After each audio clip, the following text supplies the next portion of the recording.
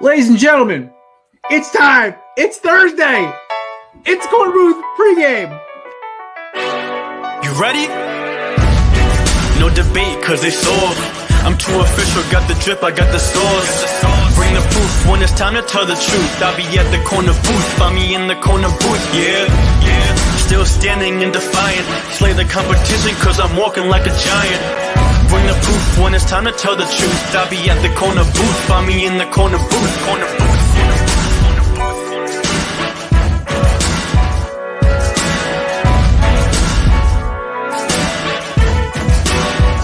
I see myself.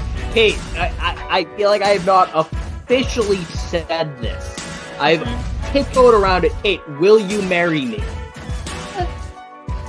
Do I have to answer now? Or No, you have time. You can think about it. You can think about a way to say no without hurting my feelings if you want. Oh lovely. I'll send you a letter.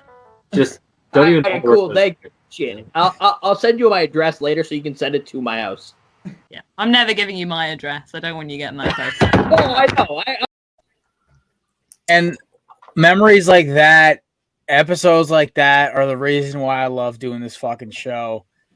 Kevin cannot make it tonight because this dude is actually Mr. Big Shot at his company and actually has to have a responsibility.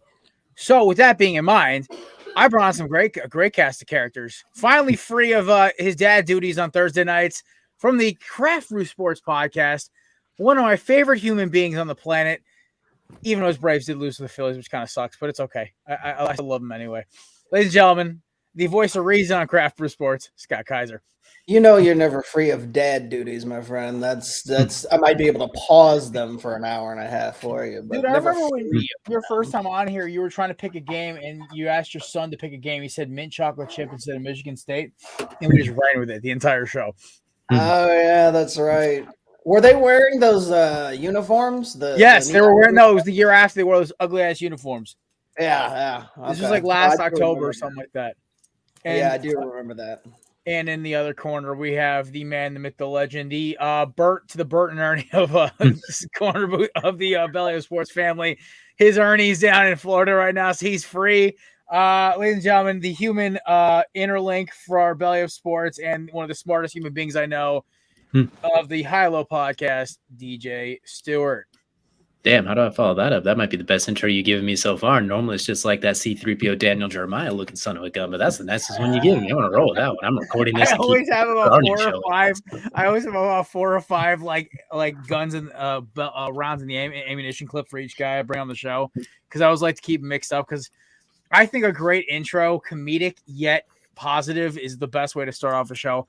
And finally, in the lower right corner, my co-host, the person who keeps me fucking sane with this podcast, who now we have reinforcements with our boy Mason, who can't make it tonight because he's got class.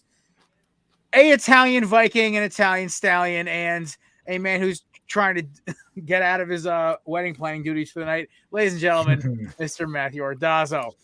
It's working so far. I offered the wife a White Claw to appease, and she declined happily, so I'm going to sip this with much pleasure. Well, I'm drinking a full 25-ounce horn of oh, don't worry. I've got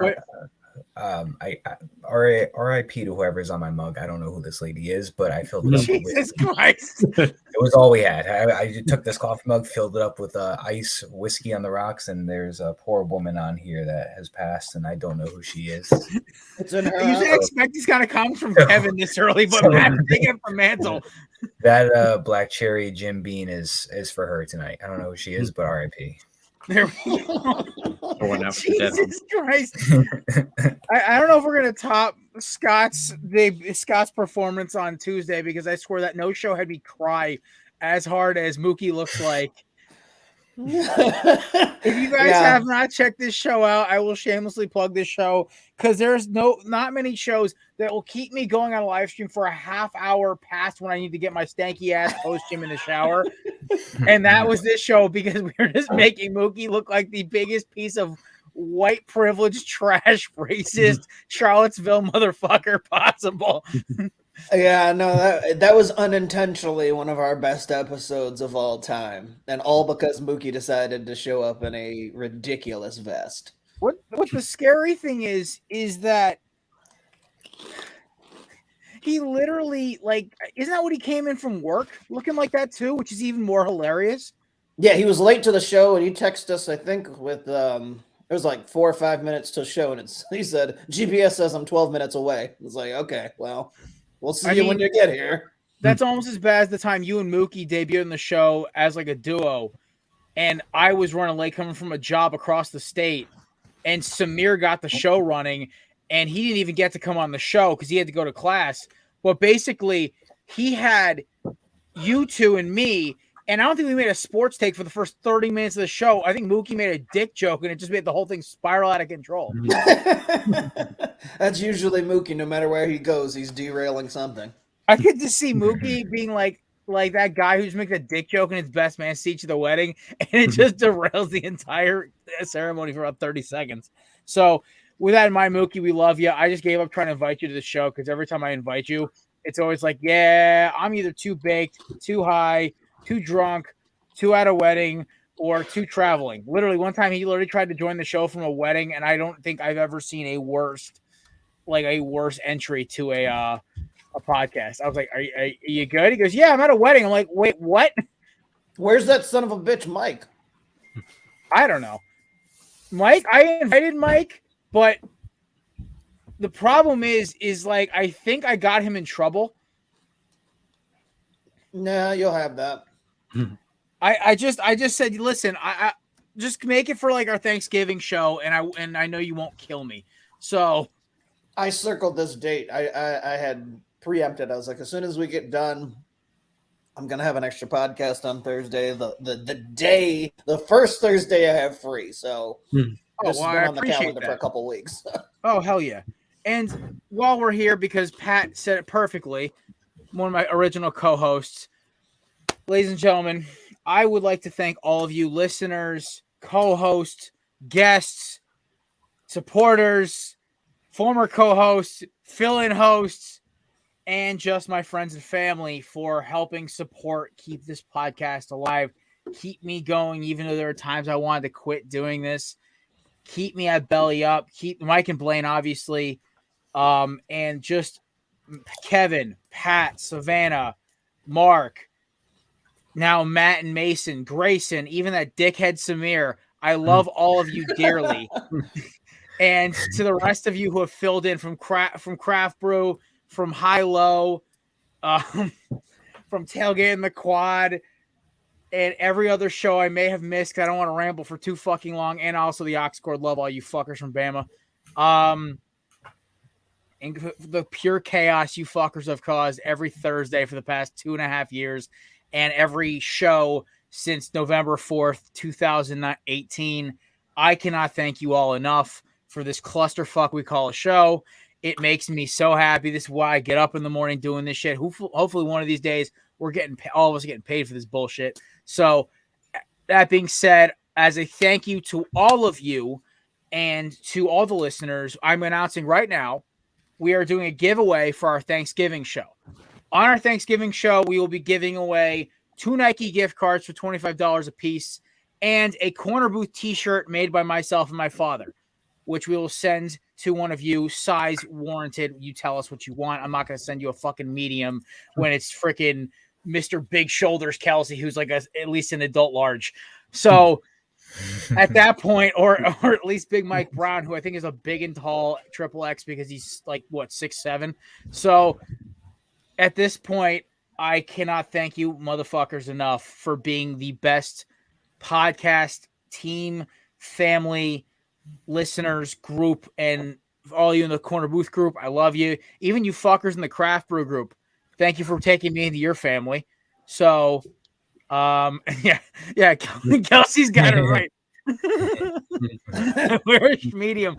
Yeah, you're not the only person at Belly Up who I think wears a medium, buddy, but I appreciate your honesty.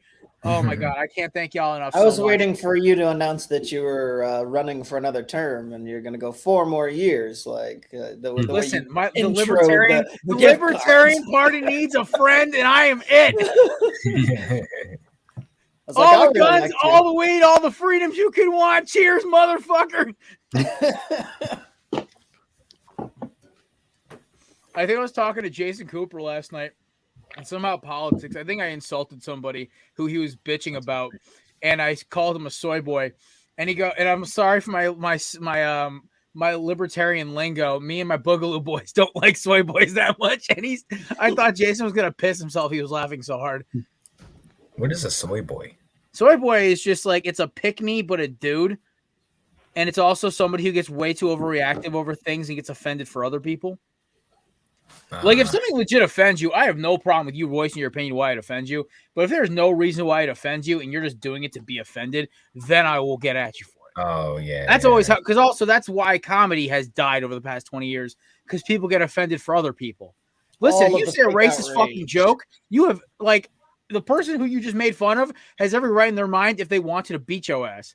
But if you're not that race and it's not that fucked up, or if it's not a person that you're being made fun of for, don't get offended. And if you are, just shut up.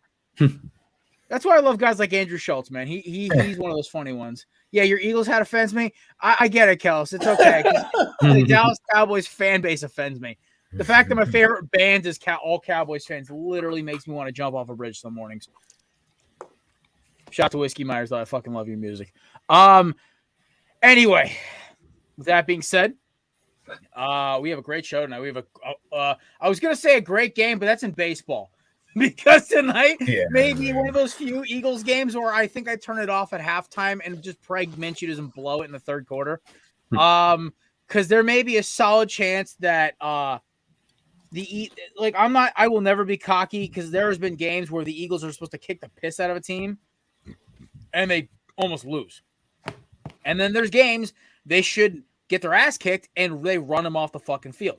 So, with that being said, tonight with this Thursday night football game, we have the Eagles and the Texans. Of course, obviously, the number two, I call them the number 2 team in football because, honestly, in my honest to God opinion, they have not earned the right to be the number 1 team in the power rankings. Yes, they beat the Vikings, beaten the Cardinals, beaten the Cowboys, but I want to see them absolutely throttle a team that shouldn't be throttled. And then I will happily throw you that you are the best team in football. Because right now, the team that scares the piss out of me the most is Rob Taylor's Kansas City Chiefs and the Buffalo Bills. Those 2 teams scare the piss out of me. The rest of them, Scott's Niners are getting me a little nervous under the collar, but they still have Blue Eyes White Privilege as quarterback, a.k.a. Mr. CMC. And I was going to say, he's taking over, baby. I know he's taking over until he's taking over that injury report. Yeah, well, you can't have it all. I guess not. And the best part about all of this shit is that I seriously think the Niners now and the Seahawks are going to have the ugliest slugfests for the next. They play each other twice, though, right, Scott? They already played once. Oh, you already played once. That was week 2 when Trey got injured in the first quarter. So yes. Yeah. Okay. Yeah. I pray for Trey's knee, by the way. I asked before we get any further and we start getting more and more into the Eagles and the Texans. How do you feel about Trey Lance right now? As an honest to God Niners fan, like true blue blood since the day, like day one, kind of like how you feeling right now? I feel fine about him. I still don't even know what he is. Like he's only played 3 1/4 games as a starter. I mean, I'm not one of these people who's gonna jump off the ledge and I don't believe the reports and all that nonsense. Like I think he'll be fine. I'm not worried, but you got to stay healthy. So assuming that he comes back at full strength at the beginning of next year and gets all his reps in the offseason, we'll be perfectly fine marching forward with him. I think my biggest thing about, and I love how it did not save a single one of my freaking game pick banners. Awesome. Thanks, StreamYard. I just went to go update something and it was gone.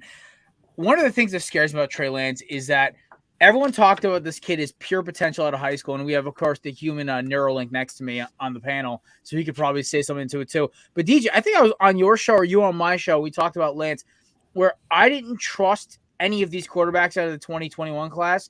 And Lance was the one that scared me the most because he was all promise of upside. But unlike Wentz, who literally had like a polished pro look to him, Lance looked a little, I'd say, out of control. Everything looked a little like high school offense with bigger boys.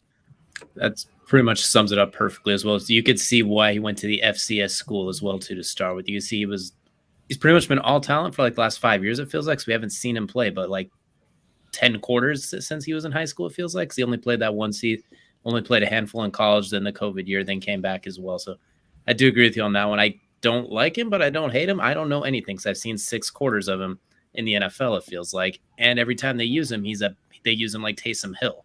Like through the first part of this year, it felt like Kyle Shanahan was running him every other play. So I don't know what to think. I just want to see him get healthy. And him and Christian McCaffrey and George Kittle and Deebo Samuel, though, when they all get healthy, that's going to be – Kyle Shanahan's probably going to lose his mind with trying to draw up some weird game plans. His eyes are going to be drooping so bad, staying up all night, creating offensive plays, putting CMC at quarterback, Deebo at running back, Trey Lance at receiver, George Kittle at kicker.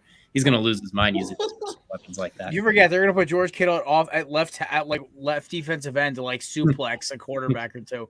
Trent Williams is going to play fullback again, or he's going to take the snaps for the most ridiculous QB. I'm going to be excited if all of those pieces are healthy at the same time for once. That would be he's just amazing. It's my Christmas wish to have them all healthy for longer than a game. Fanny, you hear this? This nice little boy from Cincinnati, Ohio wants the Niners to be healthy for Christmas. Exactly. That's what I want. I think with any rookie, well, this is my golden rule with rookies, is I give them a 1-year pass. And then sophomore year, I want to see some sort of progression. And by year 3, I need to see that jump. So I don't think it's fair for anybody out there that's already labeling Lance as a bust or calling him a waste of a pick, because we haven't seen even half of a season of him start. So it's to me, it's just not fair. I understand people, like I have friends that are Niners fans and they hate Trey Lance.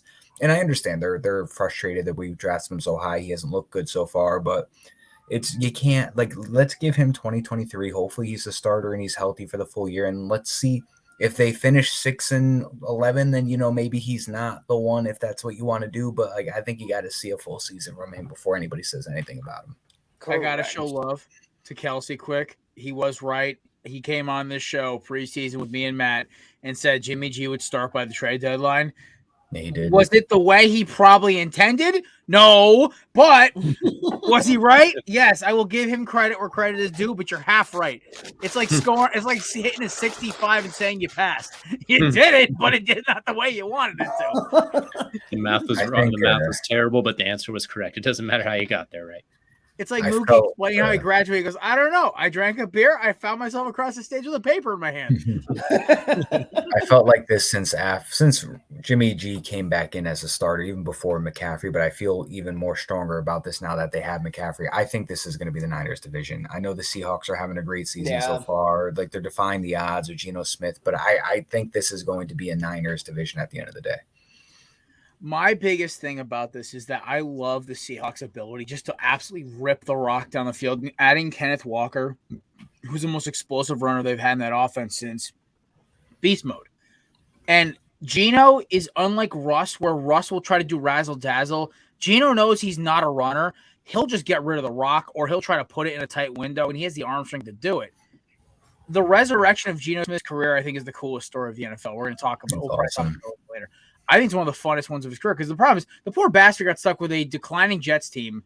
Then he has to go, sit behind Eli Manning when McAdoofus is going to kill that the starting streak just to piss off Giants fans and John Mara, and then gets thrown up to Seattle when fake Jesus Russell Wilson gets kicked out of the freaking game for. Don't forget, he was with the Chargers even before.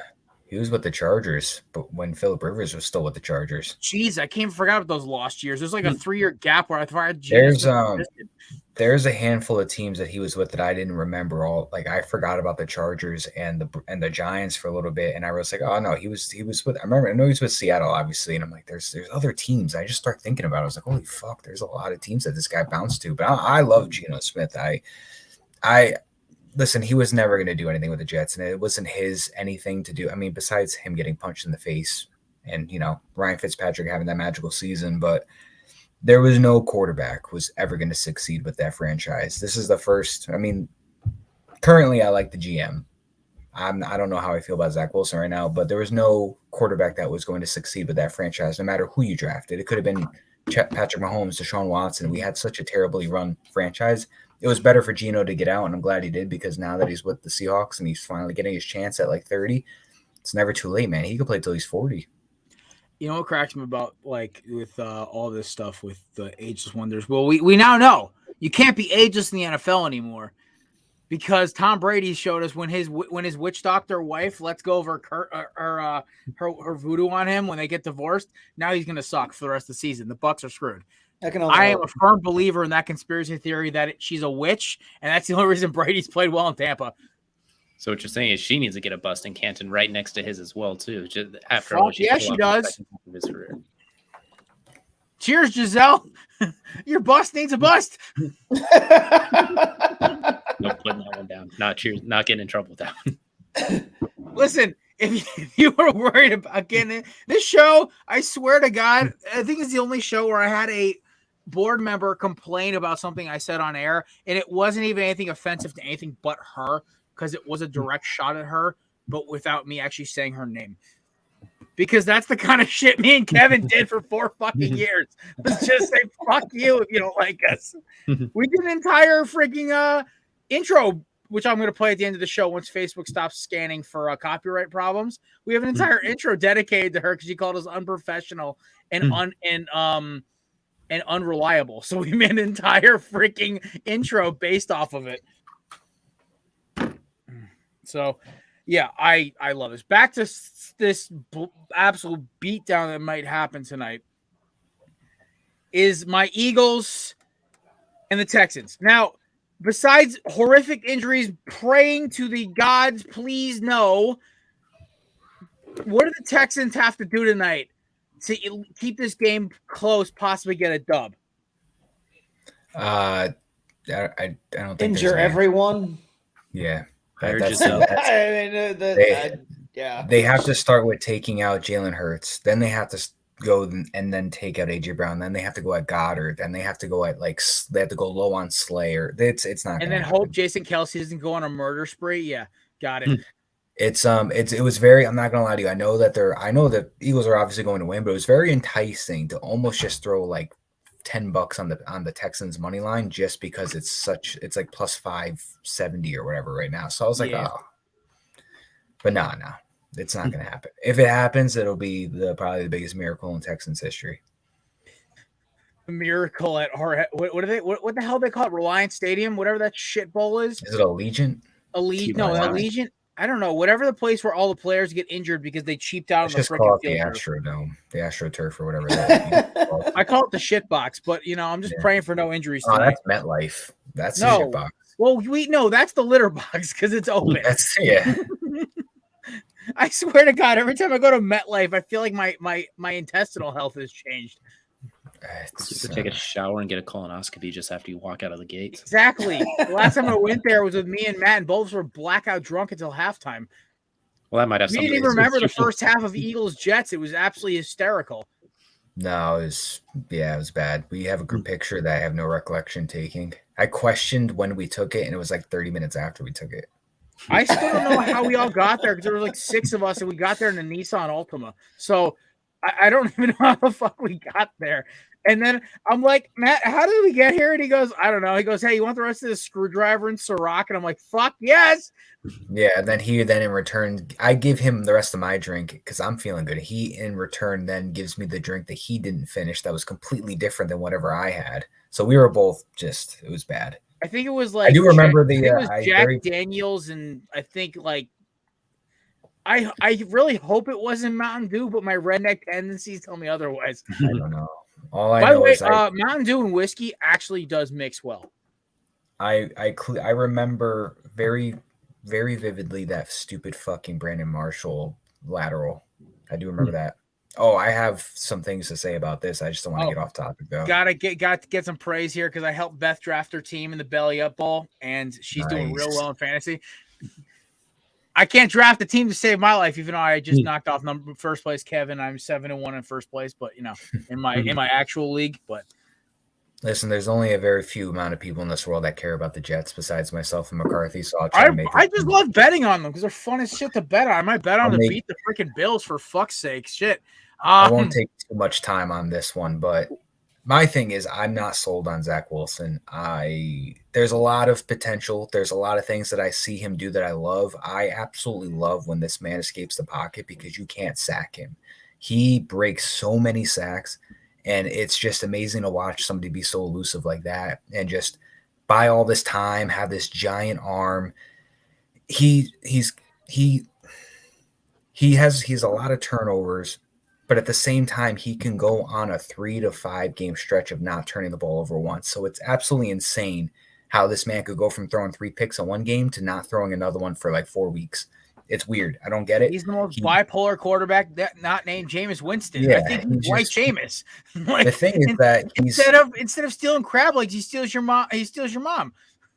There's a lot of potential that I see in him, but my fear right now is it just feels like we're back in another 2010 situation where we have Mark Sanchez, who was a an okay quarterback, but we had such a good defense that we just went far because of the defense. And then when we lost those players, we were shit.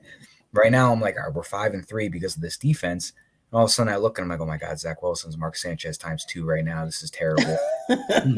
My thing is, I think even Joe Douglas, everybody has to admit, every single general manager of the New York Jets has never been able to get it right since Joe Namath with drafting a quarterback. Now, Joe Namath was not, if you look at his stats, he's not a Hall of Fame quarterback, but he is because he's the only guy in Jets history that could ever get it done. No GM has ever gotten it right with drafting at that position. I think it's time that instead of drafting and hoping you get the right guy, it's time for the Jets to go get the sure thing. And that's when I looked at McCarthy's thing. I want Lamar Jackson at this point. I think Joe Douglas has to just throw the bag and whatever he needs to in Baltimore and get the sure thing, because if you can't draft it, if you can't get it right in the draft, you got to go get the sure thing. There's no other option to do besides praying. The Rams just proved that last year. Even though now the rental agreement looks like it's up and everything's going to shit.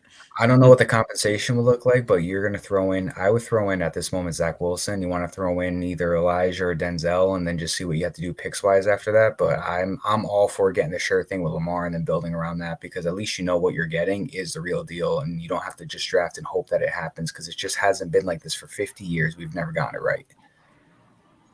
Yeah, no, with the Jets, one, they better just hope Lamar doesn't take any contract extensions. They can just throw the freaking bus at him and then make moves afterward.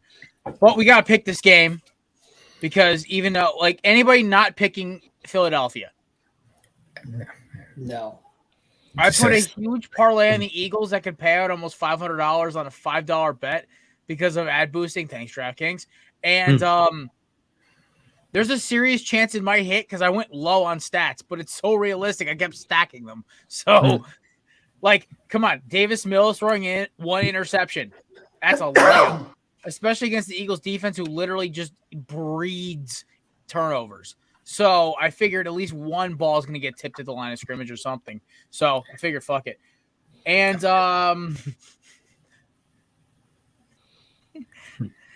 a shout out to our boy Brent. He's like the biggest Trojans fan I know. Listen, Brent, I know a thing or two about Trojan quarterbacks with freaking Mark Sanchez and Sam Darnold. And Matt Leinart. Way back. Don't forget the greatest name of all time, John David Booty. There we go. John David extraordinaire. Literally and figuratively. Listen, UFC can produce 3 things. Safeties with long, crazy hair and hit sticks. Shout out Taylor Mays and Troy Polamalu. Linebackers, shout out Clay Matthews, Brian Cushing, and Ray Maluga and Keith Rivers, RIP to his jaw. And shout out to the Bengals, it was a Heinz Ward who broke his jaw and it like ended his career. And then the other thing to produce, wide receivers and running backs who get their Heisman taken away. Yes, and Beth, that is actually a legit name of a quarterback. He played. He was Matt Leinert's replacement. Wasn't terrible, honestly. 2 good seasons there. I got that sweat-free same-game parlay from FanDuel. It did $10 down, so if I lose, I get it back. But I got the A.J. Brown anytime touchdown, Jalen Hurts over 233.5 yards passing. I took the over on Pierce with 66.5 rushing because that guy's a monster, and I haven't been passing because they're an analytics team.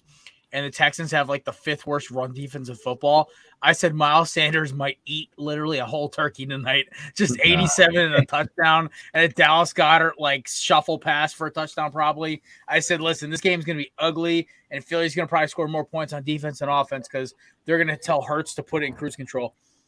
Well, I took the over on the A.J. Brown receiving of 71.5, the over on the Jalen Hurts 25-plus rushing, and then I did Eagles are going to get 29.5 or more points total, over 47.5 alternate points in the Eagles money line. There you go. Pays out 200 and something on $10. 555 on 5, baby. Let's get it. All right, here we go. It was a plus $21,000. Plus 21,000 was the parlay odds. Or plus 2,100, plus 21,000, whatever it was that made it jump 3 zeros. Anyway, or 2 zeros. Anyway, here we go. We've got World Series action. Series tied 2-2. Game 5 is tonight. Last night, the Phillies got combined no-hit in the most ugliest fucking inning I'd ever watched in my life. All the runs scored in one inning. It was despicable. I think the Phillies were hungover from the night before. And I have the Phillies winning tonight. But that's not why we're talking. Because this is a primarily football show. Me and Matt, of course, made our picks. I'd say, like a week and a half ago with Mason when he was on? Yeah, no. We both picked Phillies. I just said, listen, like if the Astros win, the only plus is we might not go into a recession. So with that being said, Houston declared war on Philadelphia sports this morning by posting a picture of Jalen Hurts in Astros gear from like a year or two ago. Those who don't know, Jalen Hurts is from South Houston, I believe, or South or West Houston. Somebody told me this morning, and I do not remember off the top of my head. Either way, he was an Astros fan, but he said for the series, because of where he plays in the city he calls home now, he's rooting for the Eagles, just like Bryce Harper, who completely renounced his Cowboy fanhood and actually goes to Eagles games with Mike Trout. I think he's just trying to recruit Trout to come to Philadelphia. Anyway, conspiracy theories aside, now Philadelphia has to beat Houston by 50. The freaking Phillies have to win by 40 after dragging Jalen Hurts' good name through the mud. The man can't help where he was born. It's just wrong. Fuck Houston. Oh, I don't think you have anything to worry about with this football game. I do think the Phillies will take. I do think the Phillies will take this game. Matt, what I say before the Vikings game, I want blood. Yeah. I want their blood on my freaking axe. I want to see pain. And that's what I thought. The Phillies have a great mix right now of young talent and veterans. Like you just got like Bryce Harper is an amazing addition to this team, just from that sole fact that he pulled Alex Baum, I think his name's Alex Baum, down from the plate and talked to him. And he was letting him know, hey, Lance McCullers lifts his leg up this amount of high, like when he's throwing this pitch, and then he does this when he throws this one. Next thing you know, Alex Baum hits an RBI double or something like that. It's just veteran presence like that just makes the biggest difference for that team, and just that biggest difference for that culture and everything like that. And I love Philly in this one. They're just the complete underdogs. They have a bench coach as their head coach right now, and he's about to just lead them to a World Series victory, their first one since 2008. So this is going to be a great series, and I'm hoping Philly can take this one at least and go back to Houston with a 3-2 lead. I just want the Astros to complete the NL East trifecta with losing 3 straight World Series to NL East teams. I need this to happen. Scotty's Braves handled business last year, being America's team, because God forbid the Astros won. They also took out the freaking Dodgers, which, that's just for the love of God, because the Dodgers were made by Satan.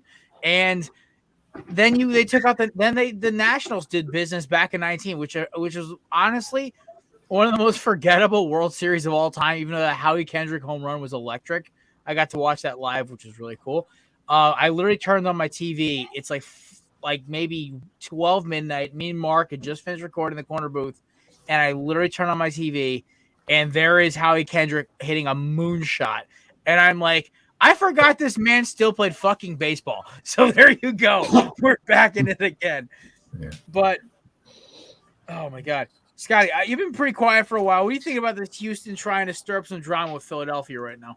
First and foremost, fuck the Phillies. But just for the pure, I hate the Mets so much more than anybody else in the National League. I think it would be hilarious if the Phillies won to have another NL East team win the World Series over the Astros that wasn't named the Mets. The fact that the Mets still haven't won since '86 pleases me, especially after getting knocked out this year early and all the shit that they talked. I think my boys were a little gassed catching them, and then fell asleep at the wheel against Philly, and it's all good. Philadelphia is playing the role of Atlanta last year, getting in God's team, baby, just hot as shit and rolling through. There's like no rhyme or reason why they're beating all these teams. I mean, didn't all your year pitchers they throw just like 7 innings on a broken leg last year or some shit? who what? Didn't one of your pitchers throw like 7 innings on a busted leg last year or something? No, Charlie Morton broke his leg and then threw like another at bat before he left the game. I thought it was something ridiculous. He didn't go 7 innings. I might have been just so drunk for that fucking game. I can't remember. I mean, the fact that he didn't go out immediately is legendary, but no, he didn't make it another 7 innings. He pitched like another at bat. But I don't know who's going for Houston tonight. I'll tell you who's going to win this game. Who's going for Houston? No, I mean, call me all you want, but I will never root for Houston for any game. If Verlander's going tonight, I'm taking Houston. I know the record and all the blah blah blah bullshit, but Verlander's going to figure it out tonight and stop the whole every other night the team swapping back and forth wins. This will be the first time a team wins 2 in a row in this series. Who's tonight? Zanola or Syndergaard? Syndergaard's going tonight. Yeah, and Syndergaard's trash. Yeah, he's you know what? I just think because it's the Philadelphia is just fucking electric factory. Well, I would have thought that last night they would have ridden that right into I think they got too cocky last night.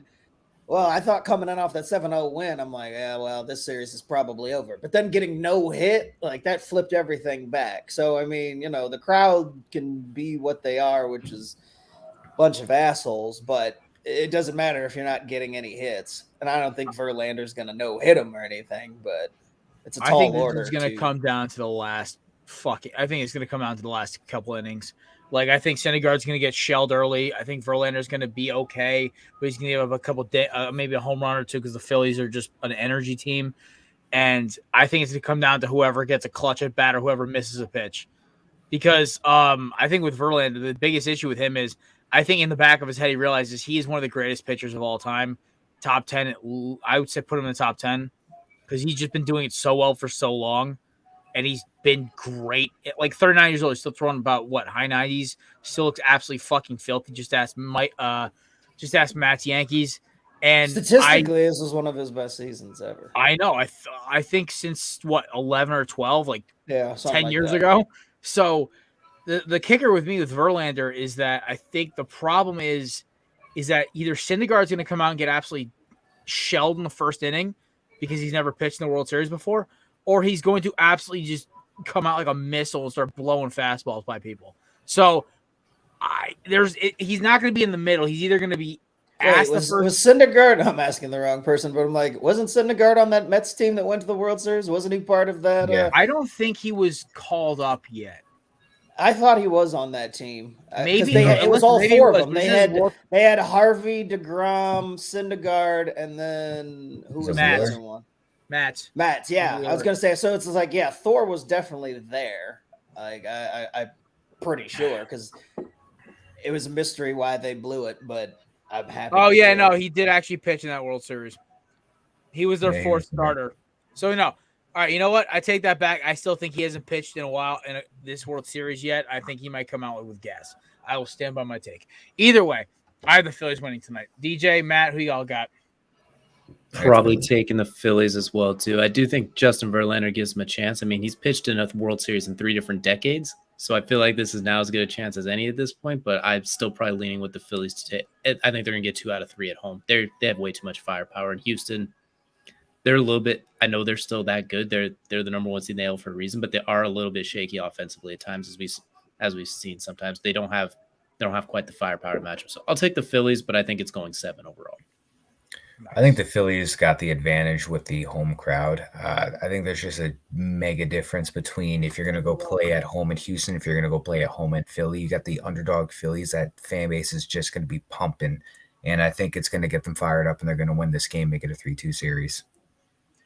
Also, All right, Scotty, if you want to stick it to the Mets, you got to go out and sign Jacob deGrom because apparently the Mets are prioritizing Nimmo and Diaz for this coming season's offseason. Yeah, I mean that's been a silent pipe dream. We gotta figure out things in our own house because Dansby getting away is gonna be a big giant hole unless we plan on signing Turner or something like that. But I would love to add a Jacob deGrom cherry onto the top of the offseason just to stick it to the Mets. I fucking love it. I hate Mets fans, Scotty, because the only Diamondbacks games I get to watch every year are at at Citi Field. And it ends up with me drunkenly trying to fight an entire section of dads from South Queens. And while I'm with my grandparents who are both in their fucking 80s and are both like very well off people who are very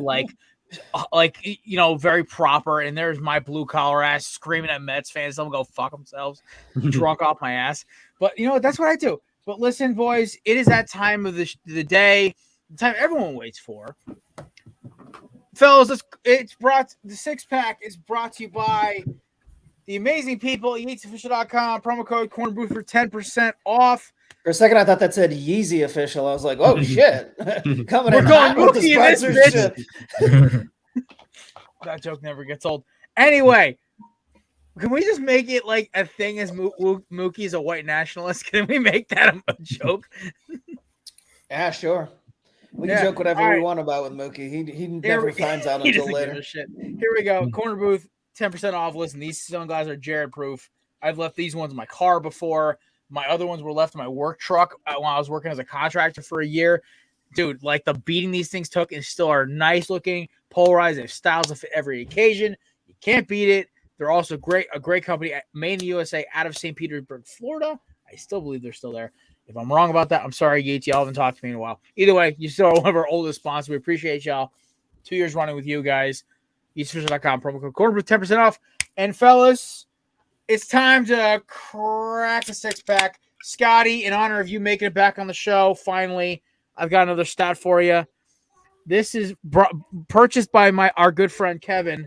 Atomic Insomniac by Lord Hobo Brewing. It is a coffee milk stout made with espresso and mocha, and oh, sweet Jesus, it tastes like gold. Sounds amazing. I'm jealous. Listen, I've been finding stouts left and right, and I keep sending them to Scott out of nowhere. Can't buy a nice shirt. Motherfucker, this is the nicest shirt there is. Oh, shit. That's okay. Jason can talk all the shit he wants.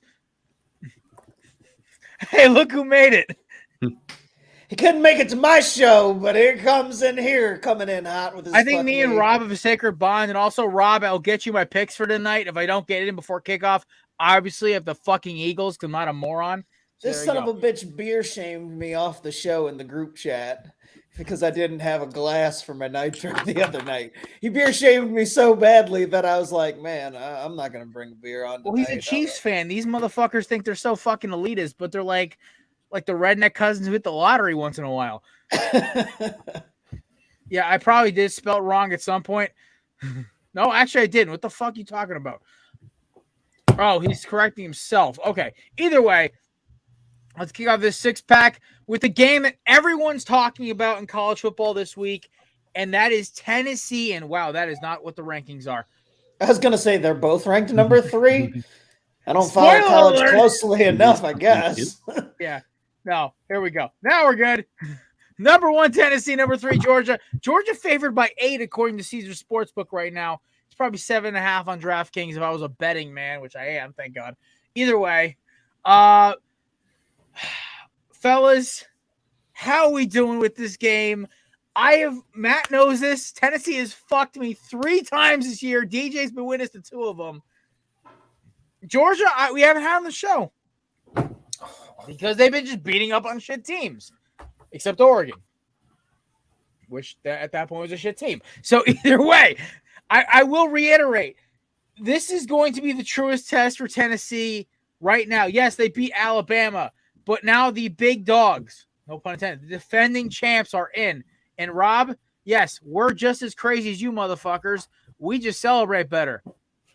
We have the better Kelsey anyway. Best center in all of football, baby, for like 10 years running. Either way, all I'm saying is this with this game. Tennessee with Hooker has one of the best aired out passing games I've seen in the SEC since like the Tua, Devontae Smith, and Jalen Waddle and Ruggs and that fucking receiving core. But Georgia's defense just looks like a bunch of future like Dallas Cowboy, Philadelphia Eagles, Chicago Bear, Indianapolis Colts, San Francisco 49er motherfuckers. Like these dudes are all looking like D1 prospect, like first, second, third round picks. With that being said, I think that's why Georgia, not only because they're favorites, that's even if this was a neutral site, they'd be a 5-point favorite right now, according to Vegas. How are we feeling with this game, fellas? Where are we betting? Where are we putting our money? I like Tennessee. I got 3 reasons why Tennessee is going to win this game. You got 1, you got the second best rushing defense. I believe it's in the SEC. 2, I'm pretty sure Nolan Smith is out with a pectoral injury. And then the last one, Stetson Bennett has a face only his mother could punch in the face because he has just that punchable face. I don't know what it is. He doesn't even look like the mailman. He looks like he just should be working as an office assistant somewhere. He just doesn't look like a quarterback. I don't know what it is, but I like Tennessee in this one. Tennessee, I don't think has completely fucked me this entire season. I think they've been nice to me once or twice, but I do like Tennessee in this matchup. Well, I mean, you got a 2-point lead on me in the picks this week, so I'm like a little pissed off already. I just had a perfect week to make it even, and now we're back up to me fucking up again. I don't like how fast this is changing. Oh my god. Either way. Yes, and by the way, Rob, I appreciate your clearance to say Jason's the better Kelsey. But either way, I'm going with Tennessee because one, Georgia annoys me. They're boring. They remind me of Belichick Patriots of my childhood, where their quarterback's a schmuck. Brady now, of course, got better as he got older, but they're like those the early Big Ben teams to the Steelers, where like the quarterback just doesn't lose the game, but their defense is like Hall of Fame centric. I love that Tennessee has basically been like the lightning rod, like nuclear bomb to the SEC this year, just taking out everybody. And like saying like, hey, I don't give a fuck who we play. We're going to air it out, attack you, and we're they're the LSU of 2019. I don't think they're going to win the national championship, but fuck, man, they are going to make it ugly for teams. And honest to God right now, I think Tennessee's going to pull an upset here. This is my upset pick this week because I legitimately think Tennessee is going to just walk in there and just get after Georgia, who has not really played a team that gets after it like Alabama or Tennessee. So I don't see the problem here in taking this. Scotty, who are you taking in this game, my friend? I'm going Georgia, and it's just simple as they're the home team. If we're betting on the line, I'm taking Tennessee in those fucking points. But because Georgia's at home, I'm taking Georgia. If Tennessee was at home, I'd take Tennessee. But I mean, seeing what Georgia did, you said they're boring, and then you compared them to the Patriots, and I'm like, yeah, and fucking boring wins. Boring always finds a way to win. And I just don't think Tennessee's necessarily ready for prime time yet. Like, this is a nice, cute little run that they've had so far this year. But I'm going to take the defending champs at home on this one. There you go. DJ. I'm going to roll with Tennessee as well, too. When I look at Scotty's Tennessee, a little wolfing. I'm also going to hammer home that I've been hammering the Hendon Hooker to the Colts, get him drafted somehow, and I'm going to stand by that right now as well. But I think LSU's offense, I think they're going to pick on Georgia's secondaries, and Georgia's secondary isn't quite as strong just because of the players they've lost in recent years. You lost both starting safeties last year, both starting corners the year before. Ringo's still going to be a first-round pick. They're one corner, probably the best of the bunch, but outside of that, there are some holes. We saw Alabama did it in the first matchup last year when Bryce Young threw for 1 billion yards and Georgia lost by 1,000. So I think we're going to see something similar in this game when they go ahead as well, too. And let's see, the Colts will be there for – yeah, that's fair. But I think Tennessee's going to pull this one off. So I was just reading the comment about the Colts. He'll be their QB for a year, and then they'll move on, and it strikes me right in the heart. But I do think Tennessee will pull this one off. I think they'll be able to attack Georgia's secondary and win close. Will they move on or will he move on straight Andrew Luck style? And suddenly now I'm crying again. I think, listen, Kelsey's got to, because Jesus Christ, DJ's got to go hug his girlfriend and like relax for a little bit because I think he's had a hard day after that comment. I'm gonna go tuck myself in and cry if you need me. Go hug a bottle of whiskey, buddy. It'll make you feel better. It's empty. It was empty before this, and now it's because of the color. It's okay. Hey, DJ, it makes you feel better. That was me during the 2020 season. I was hugging a lot of bottles of bourbon and beer during that fucking 2020 Eagles season. I'm like, Carson's still our quarterback. And then I watch one Jalen Hurts game like, yo, fuck this ginger white boy. Yeah, I do remember that. You were so on that Carson Wentz train. You were on that big Carson Wentz train, and then you had that one season of Jalen Hurts. You're like, fuck this guy. I was like, Jalen Hurts. It's like Hurts went over the locker room in like 30 minutes of football. I'm like, oh, fuck. They must have really thought Carson was a dick. And also, Alshon Jeffrey, I can't say enough. I apologize for slandering you for 3 years straight after 2017. You were right. Carson was a prick. Yeah, one season of Hard Knocks showed the entire world, like, oh, man, this guy sucks. Like, those guys weren't lying. He's just suck. fucking weird. And like, I know, Scotty, you're like the Hard Knocks He's phony as shit. Like, that's what I noticed. It was just like, he doesn't seem genuine at all. He's the white Russell Wilson. He's not that fucking corny. Like, that's an extra great value Russell Wilson, maybe. Like Russell Wilson going down to 7. Well, listen, we have a corn bowl. The two of them are going at it. Ooh, yeah. I'd watch that just to see which one of them gets hurt. Listen, Carson's best. Let's ride ginger. Let's ride ginger country. There we go. Rob has figured out a way to make the two most corny quarterbacks in football be synonymous with each other. I love it. All right. Wow. Here we go. Kyrie Moving on to the next game Kyrie Irving receives an indefinite ban of, I believe it said 5 games or something like that. From the NBA? Yeah. That was fast. I thought his fake non-apology was and his donation was going to be okay. What is this one? It's Kyrie Irving. Where is it? Adam Silver disappointed by. I don't give a fuck. I want the just like listen, like if Kyrie was smart though, I feel like he would like let that one roll because let's see. I think your commissioner is also Jewish. I feel like you're kind of scratch up the wrong post there, buddy. Looks like the Nets were the ones that actually suspended him for no less than 5 games without pay too. Yeah, I got the quick notification. Beth wins, by the way, guys. Dollar General, Russ. Oh yeah, suspended without pay for no less than 5 games. Okay. He's used to not getting paid to play basketball when he, pandemiced it up last year. Yeah, right. He was like, guys, I don't feel like getting vaccinated. It's like he must have literally when they struck down that New York private sector rule was like 3 weeks ago, whatever, 2 weeks ago. He must have been like, are you fucking kidding me?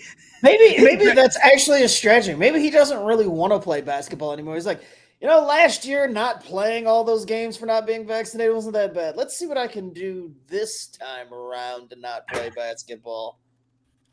Beth, your prize is I'll figure something out. I feel like that's comment of the day. If I had the air horn like the Craft Brew Boys, I would light that one up for that one.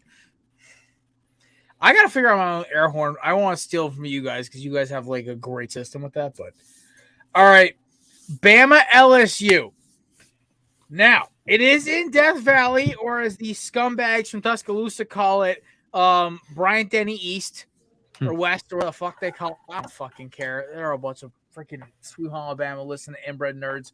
Either way, I do love Bama, though. Bama Twitter has made me feel at home, and I'm actually supposed to go to a game next year. I'm actually kind of excited for it. But either way, Bama is a 10.5 point favorite, or 13.5 point favorite. It jumped, actually. It was 10.5 this morning. LSU somehow crawled their way back into the top 10 with the king of corniness, Brian Kelly.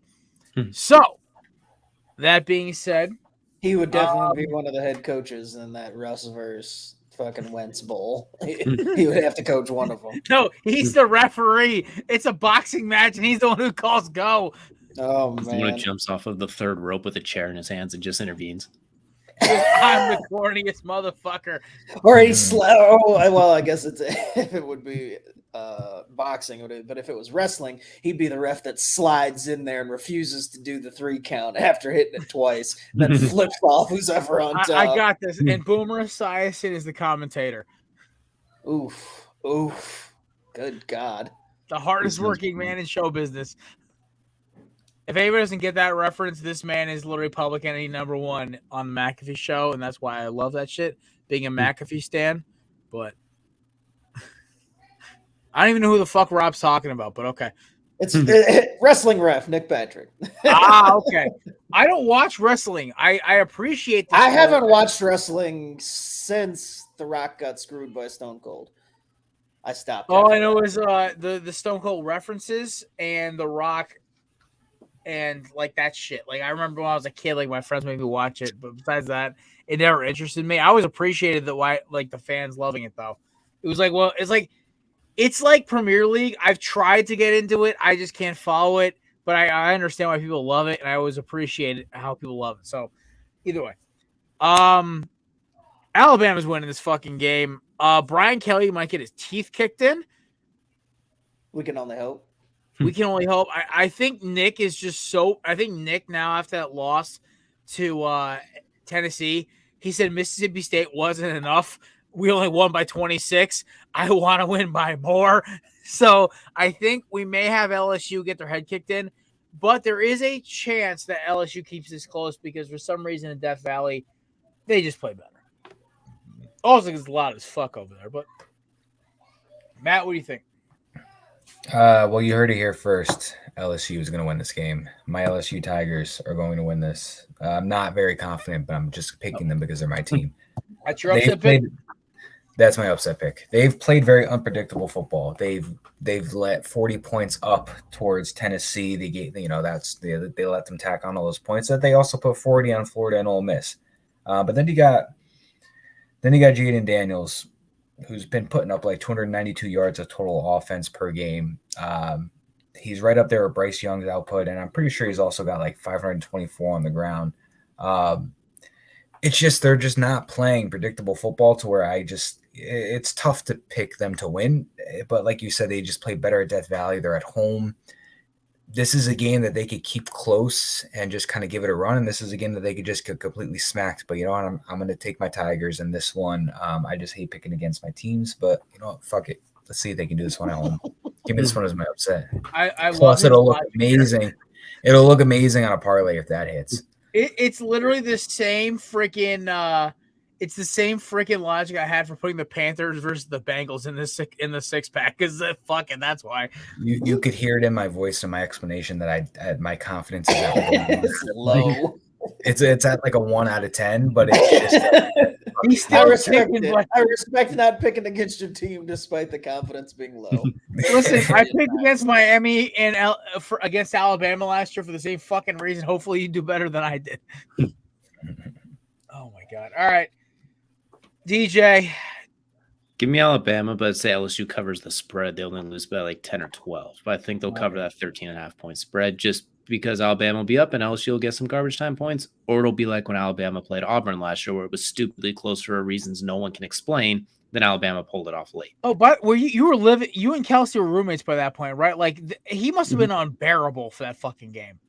I was in a different room. I made sure. I know that I just stay away. That plays out in a whole separate zip code as far as I'm concerned. That game pissed me off because one, I bet on Auburn like halfway through the second quarter, down by 7. I said, "Fuck, if they're keeping this close, they might have a shot here." And then they go to overtime, and I'm like, "Oh my god, I might win $50 on this! Holy shit!" Mm-hmm. And then the dickheads fucking blew it. I'm like, "Damn it! I hate this fucking college." Alabama freaking subdivision. Scotty, who are you taking? I'm taking Bama, and they're going to cover by that half point. They're going to win by exactly 2 touchdowns. There you go. He's going for it. All right. Because Nick always loves going up against LSU. He loves nothing more than to beat the ever-loving tar out of him. Like you said, that win last week wasn't enough. Brian Kelly being in there, oh yeah, he's gonna want to run this shit. Kelly's gonna say something fucking stupid in the pregame presser, and it's gonna be like, okay, nope, that's all I need. Kelly's just gonna look at him stupid from across the field. He's gonna be, that's it. It's like that. It's like that. That I was watching Rick and Morty on my lunch break today while I was eating lunch with my buddies, and I was like literally sitting there. And it's that line where they're in the bar, and Rick goes, "The fuck you looking at, motherfucker?" I seriously think that's how Saban's gonna be walking. Exactly. Dude, Saban's gonna be like, did Brian Kelly just wink at me? He's like, Bryce Young put up 400. Oh Gonna man! look All at right. a picture of Brian Kelly in the program back. Oh hell no, 500 is. He's gonna be doing that. How much you pay this bitch ass? All right, Screaming at the fine. players on the sideline, and they're already up 3 touchdowns. He's gonna just start losing putting his in like shit. high school kids that are still winning by 40. All right, here we go. Wake Forest, NC State. Now I don't get the pick meter from ESPN right now. They're saying like most people are picking NC State to win right now at home. Here's the kicker: the spread is only -2, and last time I checked, Sam Hartman's out for the season. So it's -4 now. Either way. When did that must have shifted in the last 20 minutes or so. I don't care. Either way, Wake Forest -4. I'm going with Wake Forest and the actual quarterback who's not on injured reserve for the rest of the season. Devin Leary's been out since I was on vacation.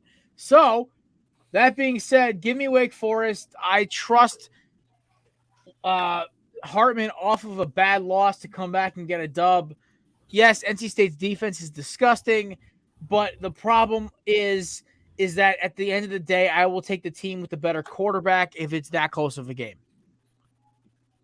Yeah, I'm also going to take Wake Forest in this one. Up until last week, they've been putting up about 31 points or more per game. And also, like you mentioned, Devin Leary's out for the year.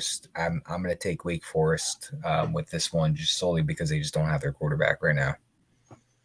There you go. I'm going to agree with that one as well. I think last week they turned it over, 3 times in 70 seconds or something like that to end up getting ramrodded. I don't think that's going to happen again. So give me a Wake Forest as well. Oh, what great vocabulary right there. Ramrodded. I've never heard that before. Dip it into the thesaurus of mediocrity. Watching the Colts all year will give you that ability. Well, I feel like Jim Irsay has been ramrodding that franchise for the past 10 years, but that's a whole nother story. Not as bad as you ramrodded Carson Wentz out the door. Like, geez, you couldn't just hit him with the door. You hit him with a freight Well, I train. mean, I feel like the dude whose helmet broke his finger probably did the worst of it because now Taylor Heineke's like won the locker room over in about 2 weeks. 2 minutes, yeah. Now Carson's not gonna play again. Like, wait, Carson, just go hunt for Amazon hunting division. Just go work for them. You're done. yes, him and his brother have a YouTube channel for hunting too. Like, I'm sure they'll make money off that as well too. They go do Listen, that. as somebody who actually enjoys and actually is finally going to get to hunting more this year and next year, I will say this: the products they push are great. The problem is just like I know who it is. Being an Eagles fan, I'm like, go fuck yourself, Carson. From what I understand too, one of the videos he's as bad of a shot as he is a quarterback as well too. Is he missed an absolutely terrible shot at one point and hit, from what I understand too. And like, And he's a duck hunter. It's not like he's hunting buck. Like my buddy Trevor last week bagged a 3,000-pound elk in New Mexico with a 7.62 rifle from like a couple hundred yards. Freaking Carson misses a chip shot with a duck, and I'm like, and you're paid to do this shit? Jesus. Either way, Scotty, Wake or NC State? Give me waking them points. Waking them points. I love it. Clean sweeper. My favorite type. All right. NFL time because sweet Jesus, it's our favorite sport.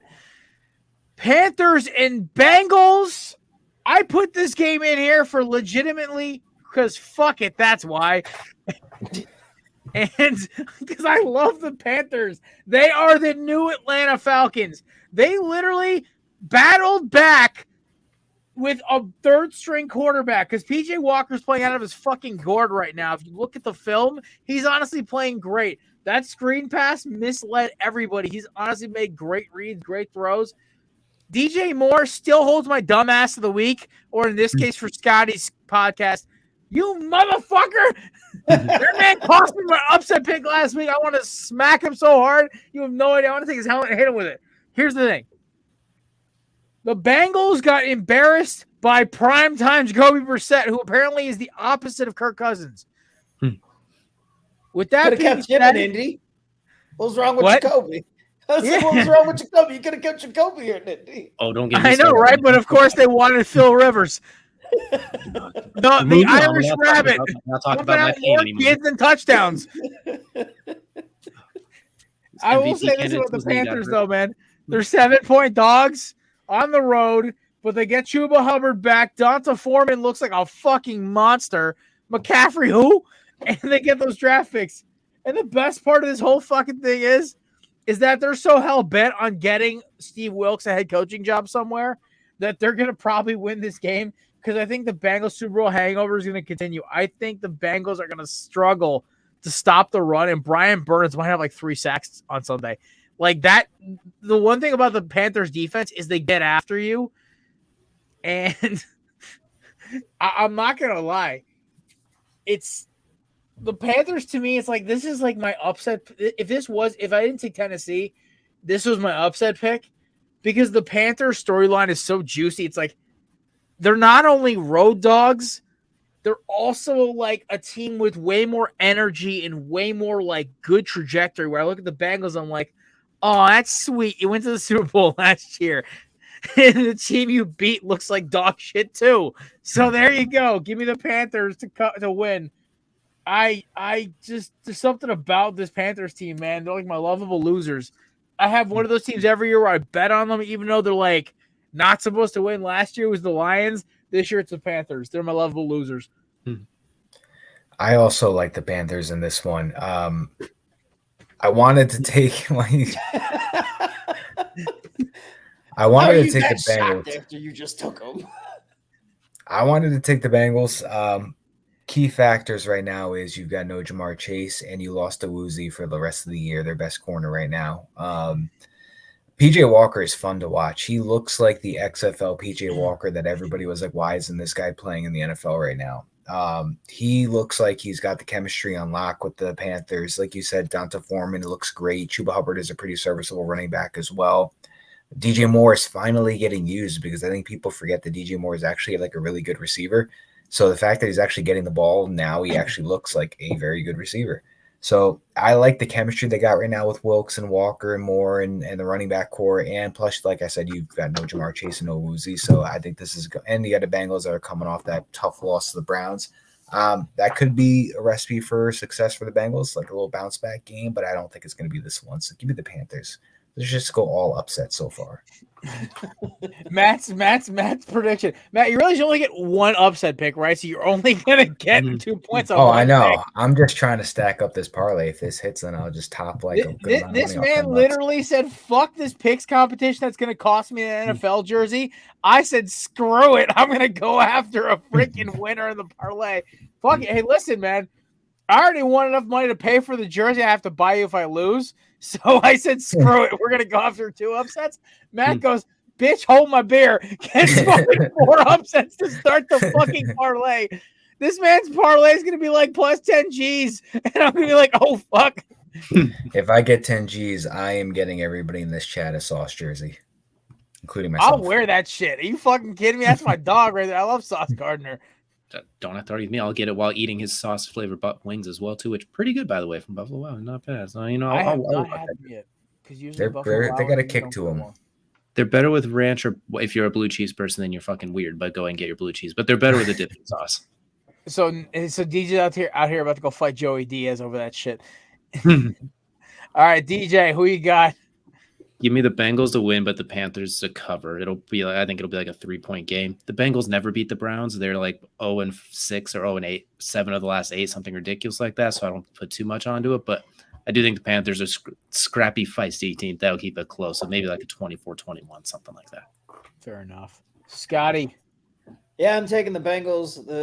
I don't give a shit about Thursday night games in division going on the road for whatever weird ass reason. Burrow hasn't beat the Browns in his career. Just one of those super weird anomalies. So that game means nothing. Bengals are going to win this one because they're back at home. It'll probably be close. But I don't think I think at halftime it'll be like, oh man, Panthers are going to pull this off, and then the Bengals will pull away late, just enough to cover. I may chicken out and take them as my cover and just be like, all right. But if I do that, I'll feel like a fucking cheater. Listen, I learned my lesson. Money They'll line. probably win by 10. Yeah, right. All right. Now we got Seahawks Cards. Matt, how you feeling about this game with the NFC West? I think this honestly is a battle of in the final standings 1 versus 3. Because I think the Niners will finish just behind the Seahawks. I think the Seahawks, the only reason they're going to win is because I think their schedule is a lot easier. But Seahawks Cards. Matt, who you got? It's a very 50-50 matchup, especially when you have DeAndre Hopkins obviously back with the Cardinals. But I am going to go with the Seahawks with this one. Seahawks team is kind of reminding me of how when the Jets had Breece Hall before he got hurt. It's just Kenneth Walker's on a fucking tear and nobody can stop him. DK Metcalf is not human. He's got that. I don't know if you guys watched The Boys, but he must have took the V because he's just went from having a patella tendon injury to playing the next game. So Geno Smith is just having a special year. You can't stop him. You got, you pair him up with DK Metcalf and Tyler Lockett, and then you give him Kenneth Walker, who's just a phenom right now. The only weakness is that defense for the Seahawks, but they played tough against the Giants. I think they'll play tough again against the Cardinals, and we all can see what Kyler Murray does whenever he gets rattled. So give me the Seahawks with this one. There you go. Scotty. This is just before the implosion of the Cardinals. They're not there yet. So I'm going to take the Cardinals, and this is going to be a shootout. Both of these teams are going to put up a whole bunch of points. This is going to be one of those good old-fashioned 38-35 Cards win in overtime. If I didn't already take the Seahawks in our craft brew pick'em league, I would have taken probably this Cardinals. But here's the problem. 1, Kyler Murray has a new game to play this week, fellas. New COD's fun as fuck. I'm not going to lie. My downtime, instead of wasting my time in Ghost Recon or Skyrim. I've been out of the game so long, I suck so bad at it. You know what the thing My is? Like, buddy bought it for me. I haven't played a Call of Duty in probably with any regularity in a decade. Well, here's the thing, right? So, the last Call of Duty I played regularly was Ghosts, and that was 2013 while I was a freshman in college. That was the last one I played. Yeah, me too. So the thing was, I was nasty at Ghosts because it was a balanced game that actually promoted actually being accurate over having these jump shit. So I've gotten really good. Also, by the way, my favorite gun, which is the M14, is actually a nasty fucking gun. So I've actually gotten really good.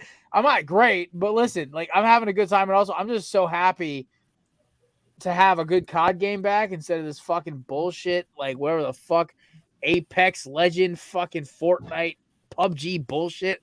Listen, I thought Apex was fun, but I got sick of it real fast. I sucked at it. I will say this about COD. It's a fun game, and for that reason, I know Kyler's going to be playing that shit because them streamer boys be struggling. So give me the fucking Seahawks, dogs. DJ, finish it out. Yeah, for all the same reasons, give me the Seahawks too. It's COD season right now, and I don't think they're buying in the Cliff Kingsbury. I think that ship has sailed. I think at this point, they're just waiting to replace him at this point. Fair enough. Boys, take a vote. Who am I taking in this craft brew league, Jacksonville or Las Vegas? You do love yourself some Jacksonville, so I mean, they do now have Calvin Ridley, so you should bet on them. Calvin Ridley riding the bench. Got it. That's tough. Because part of the reason he got suspended was betting on the Falcons to beat the Jaguars. So it's kind of funny how things come full circle like this on Calvin Ridley. That's the toilet bowl matchup of the week. My God, who cares who wins that game? Such even matchup. They're both terrible. So I get Rob off my back for not picking games yet. Scott, I would take the Jaguars. Because I basically where's it at? That's where I'm going. Who's the home team? That's all I'm going with. I realized how little home teams I picked. I took Chargers to get upset by Atlanta, and that's Carolina, my upset pick of the week. It's in Jacksonville. I would take the Jaguars. Then I'm taking Jacksonville. Yeah, I think Jacksonville too. I think Baltimore might run New Orleans off the Superdome field because it's going to be ugly. The shit out of them. Yeah, I think the Saints are booty. Speaking of booty, that is what the chances are of this team beating the Chiefs at home. Ladies and gentlemen, we have Titans and Chiefs on Sunday Night Football. Once again, we have a matchup Oof. that looked promising preseason, but it might be Malik Willis versus Patrick Mahomes. Hold on. Well, how did it look promising? Ryan Tannehill was still the starter, right? Like, it Well, didn't we look thought the promising Chiefs were then. going to be Why better. do people keep trying to talk themselves into Ryan Tannehill? He is ass. He's been ass since A&M. He will Scott, I never am be a good. part of the Ryan Tannehill hate club. The hell you Okay, mean? but like I don't understand how he keeps getting any type of credit or like any type of prop. Like anytime I see the Titans, I'm like, yeah, that could be a good team, but Ryan Tannehill's standing in the way. And they know it. They know it. They only let him throw 12 times a game on his best day, or that's what they hope for. The scariest thing about this team is that Derrick Henry started to get hot again, and like they just can't throw the fucking football. I haven't heard, seen, witnessed, like smelt, even heard a whisper of if Treylon Burks is alive. So I don't even know how that first round pick's going. Thanks for AJ Brown, motherfuckers. All I'm gonna say is this about the Titans, man. Y'all better get used to getting your ass whooped because whoo-wee. Yeah, I'm taking the Chiefs. It doesn't matter who was at quarterback for the Titans. I was always going to pick the Chiefs. Derrick Henry obviously is their biggest threat for the Titans, for the Chiefs, I would say. But who on the Titans is going to stop any Kelsey, Tony, Hardman, Juju? Who's going to stop any of them? The only defender on the Titans that really even scares me at all is Jeffrey Simmons right now. But it's going to be a Chiefs game. This is the one game I'm not taking the underdog on. I'm going with the heavy favorite with the Chiefs on this one. Well, I mean, you did take a favorite as Wake Forest because they were -4. But listen, I'm looking at the I think this might be ugly. But in the back of my head, I'm like, but the Chiefs always play them tough. And I'm like, yeah, but Andy Reid off a bye is deadly. So, Scotty. I watched the Chiefs butt fuck my #1 ranked defense at the time, and that was in San Francisco. I'm taking the Chiefs by 1 billion. They couldn't set the spread high enough for this one. They should have put that shit on Pornhub, bro. Yeah, like I was one of the first games in a long time that I can remember that I was just like zoned out. I'm like, this is still fucking going on. Is this game really still happening? And then I looked up and Mecole Hardman was running in the end zone again on a fucking jet sweep. And he's fucking chasing me Abby because I have Garner's Mahomes screen and Kelsey, and I'm like, look, I know they're gonna beat the shit out of us, but can it at least be those two? Nah, we're gonna hand the ball off to Hardman 50 million times. It was the worst case scenario. Niners get punched in the mouth, and I didn't score enough fantasy points. Worst case scenario is Patrick Mahomes like truck sticking like Jimmy Ward into the end zone and like celebrating like he did something important. Well, Jimmy would have to be healthy and on the field. That's another. That thing is that true. doesn't happen often. DJ. Yeah, give me the Chiefs by 12, 25, 14, whatever you want to make it. Chiefs will find the spread and they'll find a way to cover it. The Titans are just really good at beating the AFC South, which, as we know, is a pile of poop. So give me the Chiefs comfortably in this one. They'll win by however they pile of poop that might get won by the Titans by default. I worry that they're going to pull Mahomes and Kelsey too soon. I won't get enough stats, damn it. I won't, like in fantasy, half my fantasy team starting tonight. I'm like, I'm worried right now. Like they may pull AJ Brown and Devontae Smith and freaking Hurts too early. Speaking of which, my gimme, of course, the Philadelphia Eagles over the Houston Texans tonight. That is my gimme of the week. Listen, if we blow this game, I may not be coming. I may literally not wear Eagles gear for 2 weeks out of disappointment. Do I pick a gimme or not? Because I got an upset. Yeah, you pick a gimme. We both had upset picks in the packs. What was your gimme? My gimme was Tennessee. Oh, my gimme will be Ohio State over Northwestern. OSU. There we go. No, I'm sorry. My upset was Tennessee. Your upset was the LSU. Was LSU. So there we go, Matt. Dude, me taking 80% upsets out of the 6 games that we picked. My parlay has a 22,585 odd. So $10 could win me 2,200 if actually LSU somehow beats Alabama.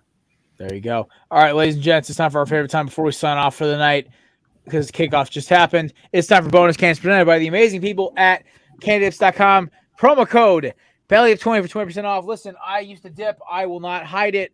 It is not a great habit that I got hooked on. But with that being said, Candidates is a great alternative with natural ingredients that do not cause cancer, no nicotine, and no tobacco involved. It's 100% CBD, made in the US of A, in California. It may be a social shithole, but it's still a great state for growing shit. Either way, so with that being said, candidates.com, promo code Corner Booth, 10% off, 20% off. Belly of 20 is the promo code. I flip them all the time. Amazing flavors. Arnold Palmer, they just released a root beer flavor, which I'm actually kind of excited to try. They're mint, spearmint, and citrus mango. The original flavors are amazing. They taste just like Copenhagen, which, as a Copenhagen guy myself, I love that shit. Either way, check it out. Cornerbooth.com. Jesus Christ. Candidates.com, promo code BEV, 20% off. Bonus cans. My first one, Miami, Florida State. The line right now is 7.5 points. And sweet Jesus, I'm loving it. So I'm taking Miami as my bonus, one of my bonus cans I'm loving this week. I'm actually on a rush now because I have to place my bets because the Philly game just kicked off. I remembered why I never picked these games, and I just realized what was going on. A couple good little bonus cans with college ball. You got Oregon State versus Washington, and then you got Baylor versus Oklahoma. Go over to the NFL side. There's really not a lot of kind of, I guess you could say, interesting matchups. It's a very lopsided. Like, you've got the fucking, if you're interested in seeing a good old fashioned homicide, you can go watch the Buffalo Bills destroy my New York Jets. Other than that, I mean, you got, like you said, Chiefs, Titans, but you got a little Super Bowl rematch with the Rams and Rams, and I guess you could say Tom Brady. Remember when the Colts Patriots was the matchup we all give a shit about? Yeah. But I mean, you got the 3-5 Packers versus the 1-6 Lions. You got the 5-3 Dolphins versus the 3-5 Bears. Nothing really exciting going on. Remember when Dan Campbell was a good head coach for like 5 weeks? Yeah, dude, Hard Knocks really made me believe that they were going to be like an 8 or 9 It made win team. so many people believe, and I didn't buy it. I was like, I still think they're going to be same old shit Lions, and here they are. I was like, oh, Michael Rodriguez is going to be Defensive Rookie of the Year or something like that. Hire Deuce Staley. Hire Deuce. Deuce is the real head coach of that football team. That's my dog right there. Deuce Staley's my Love dude. me some Deuce Staley. I remember, Deuce Staley's my dog. I remember one of the last episodes, Campbell sat down with Deuce Staley, and I think Deuce asked him, like, hey, did you hear anything? And he was like, from what I've heard, we're good. We don't have anything to worry about. We're good for the year. And I'm like, maybe not anymore. That's just great. Yeah, I mean, all right, don't turn it around. Bet is in, baby. We're locked in. All right.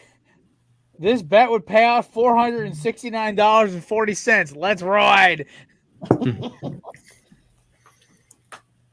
right. Another bonus can I love this week is it was a Big 12 matchup, actually. It is Kansas State, I believe, taking on Oklahoma. No, that was last week. It was. It's Oklahoma. No, it's Washington. Never mind.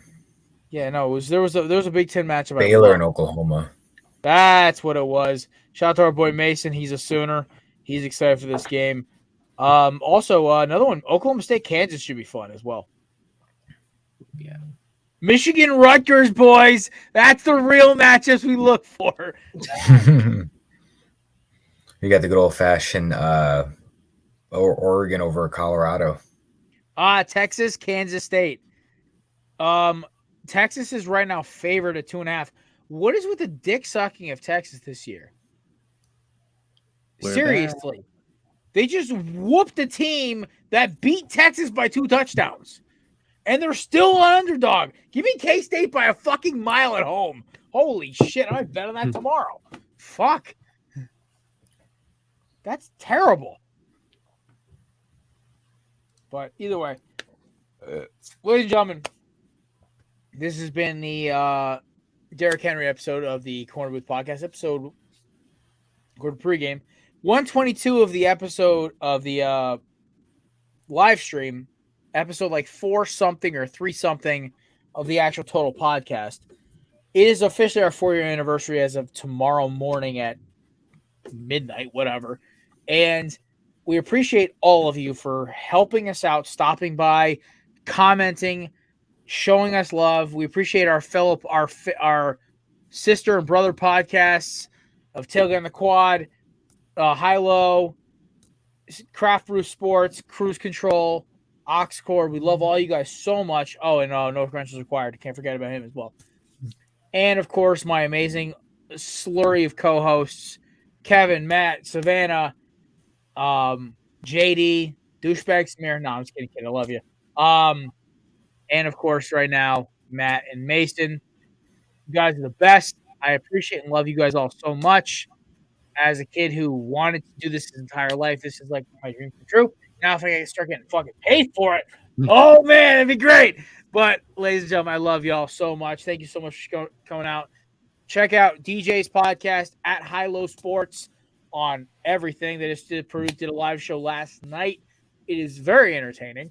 If you want to see the funniest fucking pod show that talks barely about sports at all, go watch the last episode of Craft Brew Sports with our boy Scotty K, where we basically just roast our boy Mookie for about an hour and 30 minutes.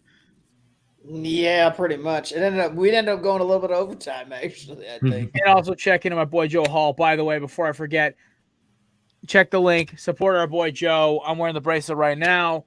I met Joe for the first time when I filled in for Scott 5 weeks ago, whatever it was when Scott was in Disney. And I was like, this dude's doing for a great cause. I know a lot of people have been affected by what he's fighting for with men's mental health, suicide prevention, all this stuff. And Joe's almost there.